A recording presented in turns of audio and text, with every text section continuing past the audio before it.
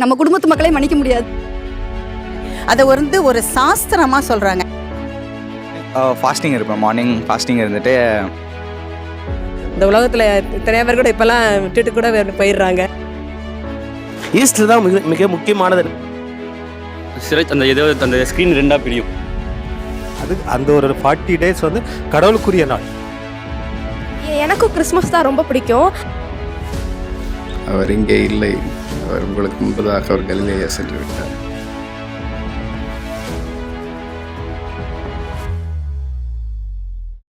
தவக்காலம் இந்த வார்த்தையை கேட்டதும் நம்ம எல்லாருக்கும் தோன்ற வார்த்தை 40 நாள் உபவாசம்.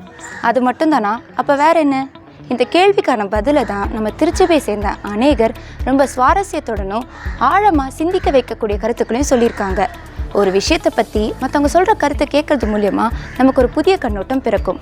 காணொலிக்குள்ளே போகலாம் வாங்க.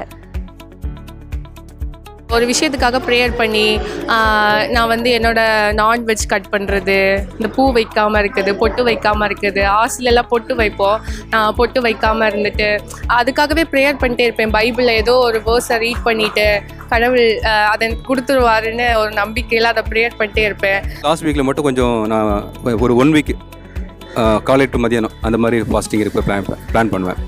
நான் இது வரைக்கும் ஃபாஸ்ட் பண்ணது கிடையாது. ஆனால் I make sure to pray everyday. சில காரியங்கள் நம்ம செய்கின்ற வழக்கமான செய்கின்ற காரியங்கள் எல்லாம் தவிர்த்து அதிக நேரம் திருமறை படிப்பது, ஜெபிப்பது, அதற்கான நேரங்களை செலவிடுகின்ற ஒரு காலமாக பயன்படுத்துவதற்கு இது ரொம்ப பயனுள்ள காலமாக தனிப்பட்ட விதத்தில் எனக்கு ரொம்ப பயனுள்ளதாக இது அமைந்திருக்கிறது.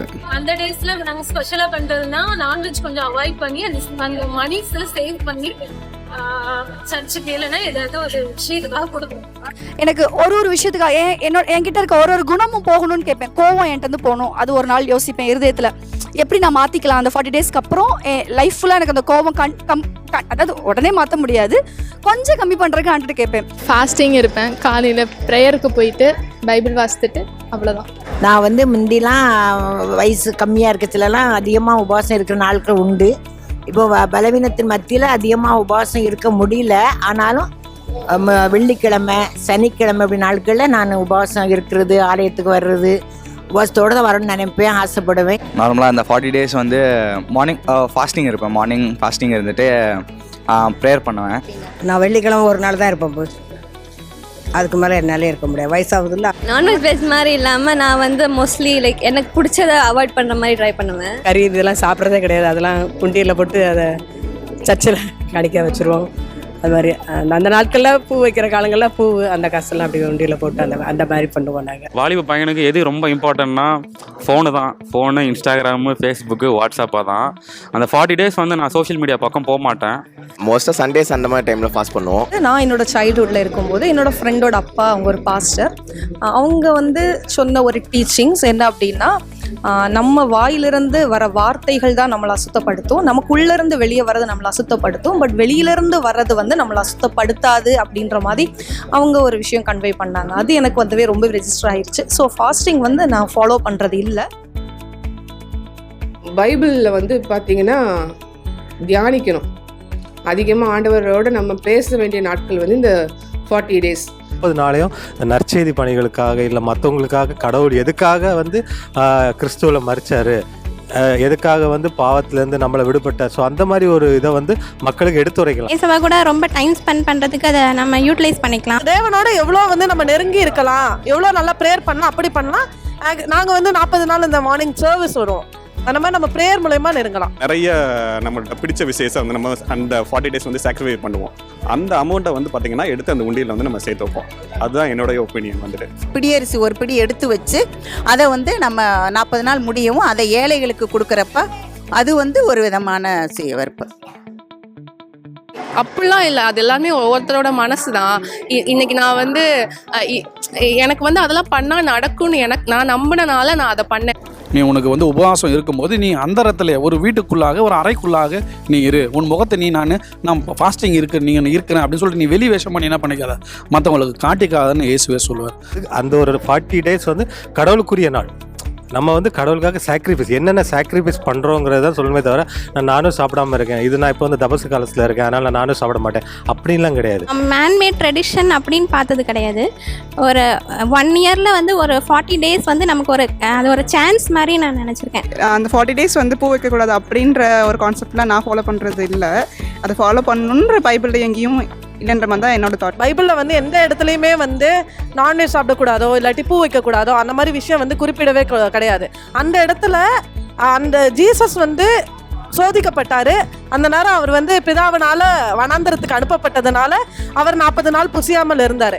ஆனால் அதுக்காக நம்ம அந்த மாதிரி இருக்கணும்னு அவசியம் இல்லை, பண்ணணும்னு அவசியம் இல்லை. அது உங்களோட விருப்பம் தான்.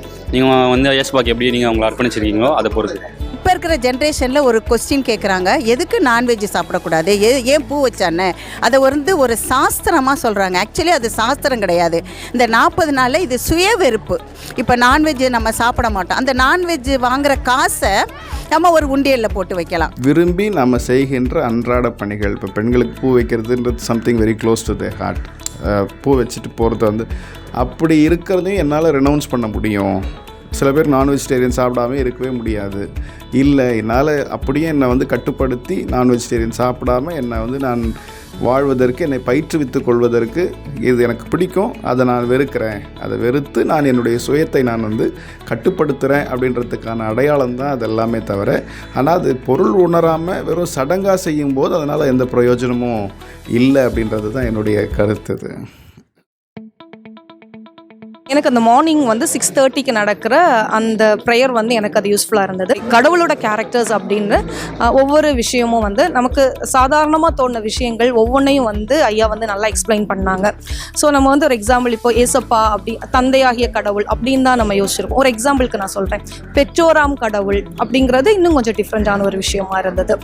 எனக்கு இது வரைக்கும் இங்கே அந்த மாதிரி அட்டன் பண்ணுறதுக்கு சான்ஸ் கிடைக்கல. எனக்கு சர்ச்சில் நடக்கிறது எல்லாமே பிடிக்கும். இருந்தாலும் வாலிபர்கள்ன்றதுனால நம்ம அந்த யூத்துலேருந்து அது போனதுனால அதை வந்து ரொம்ப இம்பார்ட்டன்ட் கொடுத்து நான் பார்ப்பேன். ஒயர் ப்ரோக்ராம் பண்ணுவாங்க, அது தெரியும். அப்புறம் யூத்தில் வந்து லென்டன் நைட் பண்ணுவாங்க. டெய்லி காலையில் சர்ச்சுக்கு வருவேன், 6ன்னு நினைக்கிறேன், 6 o'clock வருவேன். அப்புறம் லென்டன் நைட்டுக்கு வருவேன். ஈஸ்டர் தான் மிக முக்கியமானது. நமக்கு வந்து நம்ம கடவுள் வந்து உயிர் தெழுந்த கடவுள்ன்றது வந்து நம்ம நிரூபிக்கிறதே ஈஸ்டர் தான். இப்போ உள்ள ஜென்ரேஷனுக்கு வந்து நம்ம பின்பற்றணும்னா அதை நம்ம திருப்பி கிறிஸ்மஸ் மாதிரி நம்ம ஈஸ்டரையும் வந்து இப்போ உள்ள குழந்தைகள்லேருந்து நம்ம ஆரம்பித்தோம் அப்படின்னா ஃப்யூச்சர் நம்ம கரெக்ட் பண்ணலாம். எனக்கும் கிறிஸ்மஸ் தான் ரொம்ப பிடிக்கும். ஆனால் ஒன்ஸ் நான் வந்து ஆஃப்டர் இப்படிலாம் நிறைய விஷயங்கள் நடக்குது, ஈஸ்டர் தான் ரொம்ப இம்பார்ட்டண்ட் அப்படின்னு ஏசப்பா வந்து மரித்து உயிரோட மறுபடியும் திரும்பி வந்தாங்க. ஸோ எனக்கு அப்புறம் தான் தோணுச்சு ரெண்டுமே ஈக்குவல் தான். முதல்ல எனக்கும் கிறிஸ்மஸ் தான் ரொம்ப பிடிக்கும், ஏன்னா அது கிறிஸ்மஸ் தாத்தான வருவாங்க, ரொம்ப ஜாலியாக நடக்கும். ஆனால் எனக்கு இப்போ வந்து எனக்கு ரெண்டுமே ரொம்ப பிடிக்கும். அதில் ஈஸ்டர் எனக்கு இன்னும் ரொம்ப பிடிக்கும். ஈஸ்டருக்கு கொடுக்குற இம்பார்ட்டன்ஸை காட்டிலும் நமக்கு வந்து கிறிஸ்மஸுக்கு வந்து அதிகமாக கொடுக்குறோம். ஆனால் உண்மையிலேயே திருமறை வரலாற்றை நம்ம கரெக்டாக நம்ம பார்க்கின்ற போது ஆண்டவராக இயேசு கிறிஸ்து உயிர்த்தெழுந்தனால தான் ஒரு நியூ அவர் புதிய, அதாவது ஒரு வரலாற்றை அவர் திருப்பி போடுகின்ற நாளாக இது இருக்கிறது. அதுதான் வந்து கிறிஸ்துவுக்கு முன்னாடி கிறிஸ்துவுக்கு பின்னாடி என்ற வரலாற்று எழுதப்பட்டது அவருடைய உயிர்த்தெழுதலை வைத்து தான் வரலாறு 2ஆக பிரிகிறது. உயிர்த்தெழுந்தார், ஆனாலும் அதை வந்து நம்ம என்ன பண்ணுறோம், அவ்வளவு அதிகமாக அதை கொண்டாடுறது இல்லாமல் கிறிஸ்துமஸ்க்கு துணி எடுப்போம், எல்லாம் பண்ணுவோம். ஆனால் இந்த நாட்களில் அதை எடுக்கிறது கூட கிடையாது. ஏன்னா நம்ம வீட்டில் ஒரு துக்கம் எப்படி இருக்கும் அதே மாதிரி தான் அந்த ஆலயத்துக்குள்ளே வரும்போதே, அந்த பெரிய வெள்ளிக்கிழமெல்லாம் உள்ளே வரும்போதே அந்த கருப்பு துணி அணிஞ்சிருப்பாங்க. அது வரும்போதே ஒரு கண்ணீர் தான் நமக்கு வரும். என்னை பொறுத்த வரைக்கும் கிறிஸ்மஸ், ஈஸ்டர், குட் ஃப்ரைடே எல்லாமே முக்கியம்தான். அவர் மனுஷனாக நமக்காக வந்து பிறந்தது, அப்புறம் நமக்காக மரித்தது, 3ஆம் நாளில் நமக்காக உயிரோடு எழுந்திருக்கிறாங்க. இது எல்லாத்துக்கும் மேலே திருப்பியும் நமக்காக வரப்போகிறாங்க. ஸோ இது எல்லாமே நம்ம நினைவு கொண்டு இந்த பண்டிகைகளை கொண்டாடுறது அவசியம் தான் நான் நினைக்கிறேன். நார்மல் டேவாக தான் அது போயிடுது, நார்மலாக ஒரு சண்டே அப்படின்ற மாதிரி தான் போயிடுது. பட் நம்ம வந்து ஈஸ்டர் ரொம்ப முக்கியத்துவம் கொடுத்து நம்ம வந்து பண்ணணும். ஏன்னா நம்மளுக்காக உயிர் தெரிந்திருக்காரு நம்மளுக்காக பாடுபட்டு உயிர் தெரிந்திருக்காருன்ற போது நம்ம இன்னும் அதிகமாக வந்து இம்பார்ட்டன்ஸ் கொடுக்கணும். நாங்கள் எல்லாத்துக்கும் முக்கியத்துவம் கொடுப்போம்ப்பா. கரெக்டா? ஆமாம், கரெக்டு. நம்ம கிறிஸ்து பிறப்புக்கான ஒவ்வொரு லெவல்ஸை நம்ம வந்து அட்வென்ட் டேஸ்லேருந்து ஐடென்டிஃபை பண்ணி பண்ணுறோமோ அதே மாதிரி இந்த லென்டன் டேஸையும் நம்ம அப்சர்வ் பண்ணுறோம். எல்லா ஃபெல்லோஷிப்லேயும் இதுக்கு என்னென்ன இது பண்ணுறோமோ அதே இது நம்ம ஈஸ்டருக்கும் பண்ண தான் செய்கிறோம். பட் நம்ம மைண்டில் நம்மளோட ட்ரெடிஷன் படி அதை நம்ம கொஞ்சம் லெஸராக நம்ம ஃபீல் பண்ணுறோமே தவிர சர்ச் ஆக்டிவிட்டீஸ் படி பார்த்தோம் அப்படின்னா ரெண்டுமே ஈக்குவலாக தான் மெயின்டைன் பண்ணுறாங்க. So it is up to us to get developed with that. Christmas மற்ற உலக நாடு ஃபுல்லாகவே அது கிறிஸ்மஸ் வந்து அந்த சீசன் வந்தோடனே ஒரு பெரிய ஒரு கொண்டாட்டம் மாதிரி நடக்கல. ஸோ இதுவும் வந்து அந்தளவுக்கு ரீச் ஆகணும் மக்கள்கிட்ட. அவனுடைய உயிர்த்தெழுதல், அவனுடைய மரணம் மக்கள் மத்தியில் இன்னும் அதிகமாக ரீச் ஆகணும். அது நம்ம கொண்டாடும் பொழுது இன்னும் அதிகமாக ரீச் ஆகும். ஈஸ்டர் தான் வந்து நமக்கு கொண்டாடணும். ஏன்னா நமக்காக ஒரு தேவன் வந்து உயிர் தெழுந்துட்டார். அவர் இன்னும் இந்த உலகத்தில் இருக்கார். ஸோ அதுக்காக சொல்கிறபடி ஈஸ்டர் தான் வந்து நம்ம வந்து ஃபஸ்ட்டாக கொண்டாடணும். அதுவும் இது ஒரு துக்கம் இது கிடையாது, இதை வந்து என்ஜாய் பண்ணி கொண்டாடணும். ஈஸ்டர் திருநாளை தான் நம்ம கொண்டாட கடமைப்பட்டிருக்கிறோம். ஏன்னா கிறிஸ்து மரித்தவராகவே போயிருப்பார் அப்படின்னு சொன்னால் அவரை கொல்ல வேண்டும் என்று முயற்சித்தவருடைய திட்டம் நிறைவேறியிருக்கும். That would be the end of Jesus Christ. But instead he resurrected again and that is the beginning of Christianity. பிதாவே இவர்களுக்கு மன்னியும் அப்படின்ற ஒரு வார்த்தை வந்து முதல் வார்த்தை எனக்கு ரொம்ப பிடிக்கும். பிதாவே இவர்களுக்கு மன்னியும், தாங்கள் செய்கிறது என்னதென்று அறியாதீர்கள். ஏன்னா மன்னிப்பு கொடுக்கறது ரொம்ப கஷ்டம். நான் பர்சனலாக ஃபீல் பண்ணது, நம்ம குடும்பத்து மக்களே மன்னிக்க முடியாது. அன்று எப்படி வந்து தன்னை இது பண்ணுவாங்களோ மன்னிச்சாருன்னு. இன்றைக்கு நீ என்னுடைய கூட பரதீசியில் இருப்பாய். உன் மகன் அதே உன் தாய் அப்படின்னு கடைசியில் தாயை வந்து அவர் இந்த உலகத்தில் நிறைய பேர் கூட இப்போல்லாம் விட்டுட்டு கூட போயிடுறாங்க. ஆனால் அவர் கடைசியில் அவர் அன்பான சீசன்ட்டாக அந்த ஒப்படைச்சிட்டு போகிறாங்க. ஏலி ஏலி லாமா சபக்தானி. பிடிச்ச வார்த்தை என்னன்னா, என் தேவனே ஏன் என்னை கைவிட்டி. ஐ டெஸ்ட் தாகமாக இருக்கிறேன். எல்லாம் முடிந்தது. பிதாவே என் ஆவியை உன் கைகளில் ஒப்ப வைக்கிறேன். கொல்கத்தா மலை. கொல்கத்தா மலையில் வந்து 33 அந்த வயசு. 33 சொல்லுவாங்க. சீமான். சிறைனவராகிய சீமோன். யூதாஸ் காரியோத்து. யூதாசு. கெத்சமனே தோட்டத்து. கெத்சமனே. யூதரின் ராஜான்னு எழுதியிருப்போம். பொந்தி பிளாத்து. பிளாத்து. ஆமாம் இல்லை சரி இல்லை, அவர் கால் முறிக்கப்படலை. அது எழுதியிருக்க ஏசாய வாக்கு சொன்ன வாக்குத்தன்படி அவர் கால் முறிக்கப்படலை. ஃபஸ்ட்டு பார்த்தது மகதலேனா மரியாள். மக்தலேனா மரியாள். ரெண்டாவது வரிசை. மல்குஸோட காதை வந்து ஒட்ட வைப்பாங்க.